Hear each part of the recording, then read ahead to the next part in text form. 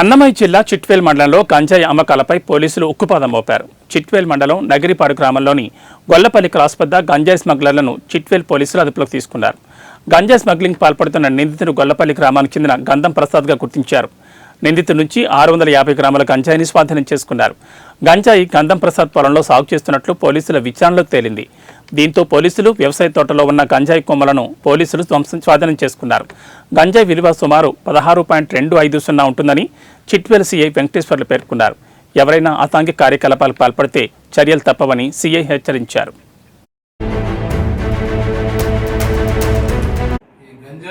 సాగు మరియు సరఫరా అమ్మకము వీటి గురించి రాబడేటువంటి సమాచారం మేరకు నిన్న మన స్థానిక డిప్యూటీ ఎంఆర్ఓ గారి సహకారము, వారు మరియు వారి సిబ్బంది, మా పోలీస్ సిబ్బంది అందరు కలిసి మన నగిరిపాడు దగ్గర గొల్లపల్లి క్రాస్ దగ్గర ఒక అనుమానాస్పదంగా తన చేతిలో కవర్లో పెట్టుకున్న వ్యక్తిని గుర్తించి అతని దగ్గర సోదా చేయగా సుమారుగా ఒక 10 ప్యాకెట్లు గంజాయి ప్యాకెట్లు దొరకడం జరిగింది.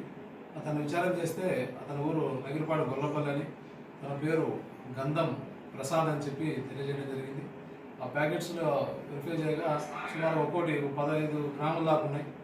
వీటిని ఏం చేస్తున్నామంటే అతను ఒక్కొక్క పొట్లాన్ని 200 రూపాయలకు అమ్మడం జరుగుతూ ఉంది. మరియు ఇది ఎక్కడి నుంచి వస్తుందని చెప్పి అసలు ప్రశ్నిస్తే అతను తనకున్నటువంటి ఒక మామిడి తోట పొలం 32 సెంట్ల పొలం ఉంది తన ఊరిలోని.